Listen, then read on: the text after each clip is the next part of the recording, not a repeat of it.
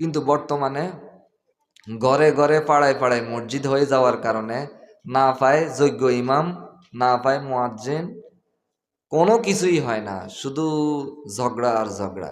ইমামকে নিয়ে যত ঝগড়া হয় আমাদের সমাজের মধ্যে, কেন মসজিদকে কেন্দ্র করে, নামাজ পড়ানোকে কেন্দ্র করে কত ঝগড়া বিবাদ, কত ফাসাদ, কত ফিতনা। কি জবাব দিবে? মসজিদ আল্লাহর ঘর, এটাকে নিয়ে ইমাম রাখা না রাখা নিয়ে কি দ্বন্দ্ব চলে, পক্ষ বিপক্ষ মারামারিও লেগে যায়। ইমামের বেতন নিয়ে কমিটি হয় না, তখন ইমামের পক্ষে বলে যে বেতন বাড়াই দেওয়া উচিত। এই লোকটা যখন কমিটিতে আবার ঢুকে যায় তখন আবার শক্ত হয়ে যায়। ইমামকে যে যত বেশি চিপতে পারবে সেই কমিটির তত ভালো একটা পদে থাকতে পারবে। এ হলো আমাদের দেশের অবস্থা। মানে 203-এর মধ্যে এত ঝগড়া হয় না, ইমাম মুসল্লিদের মধ্যে যে একটা দ্বন্দ্ব লেগে থাকে। আমি তো আগে 5 ওয়াক্ত সহ ইমামতি করতাম।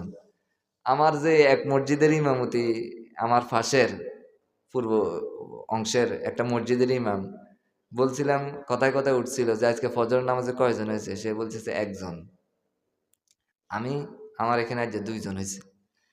তো আমি বললাম যে আপনি মুসল্লিদেরকে বলতে পারেন না, নামাজ করতে পারেন না, ভালো করে বুঝাইতে পারেন না ফজর নামাজ পড়ার জন্য। বলতেছে, কয় যে 1 জন 2 জন আসে তাদের যন্ত্রণায় অস্থির, দরকার নাই এত নামাজির। যত বেশি মুসল্লি বাড়বো তত আমার উপরে অত্যাচার বাড়বো, ইন্ডিয়া এই সমস্যা, এটা হয়েছে কেন, ওটা হয়েছে কেন, দরকার নাই। আমি হাসতে হাসতে এখন আমি মনে মৃত্যুর আগ পর্যন্ত এই কথা বলতাম না। বলতেছে যে মুসল্লি বাড়লে ইমামের উপর ইমামের যন্ত্রণা বাড়বে, এই জন্য সে বলতেছে যে দরকার নাই, আলহামদুলিল্লাহ 1 জন যদি না আইয়ে আমি একা একা নামাজ পড়বো, আলহামদুলিল্লাহ ভালো আছে। মুসল্লি যত বাড়বো আমার উপর বিপদ তত বাড়ি যাবে। চিন্তা করছেন নি?